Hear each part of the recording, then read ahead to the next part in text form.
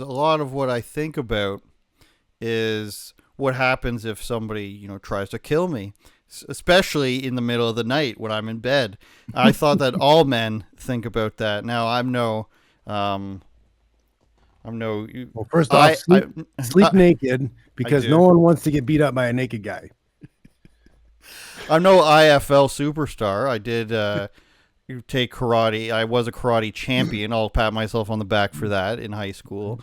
Um, But I think about like what happens. Somebody comes in, or I'm walking down the street. What if should I yell at that guy when I'm driving by him for cutting me off, or does he know how to kill me? Those are things I think about, and I thought all men think about. What happens if that guy's in the mob? What happens if he's got a knife? That these are the things I think about. Mhm. So to hear you say that not that many people care about self defense, I would encourage people to think about how quickly you can be murdered. I guess. Yes, how fast it could happen, how quickly things go bad. Everybody thinks they know how to fight until they're in a fight, and then oh shit. Was that as big of a thing that they say it was back in the day? Especially, we're talking '04, '06, '08. People wanting to beat up UFC fighters or MMA fighters in bars. Hell no.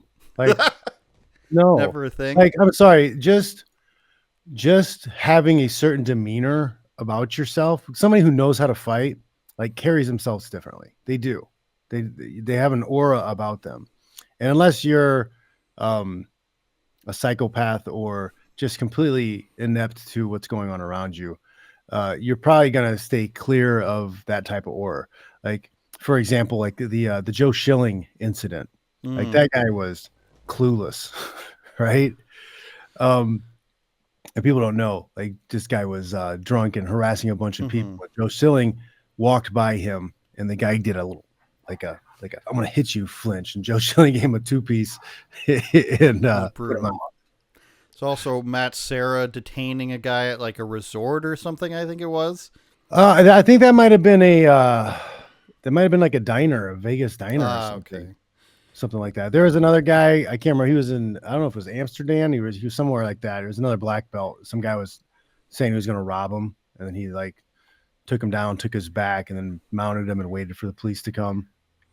Like, if you know a little bit about grappling, like when you grab somebody who doesn't know anything, it's literally Mm-hmm. like grabbing a child. It's grabbing a squirmy child. Like it's such a superpower. And for people to be like, "Oh, I don't need to do that. I got my gun or I got a knife, right? Whatever." It's silly. It's silly because it really is. Like I've literally seen 120-pound women like Mm-hmm. make 250-pound men look like little kids.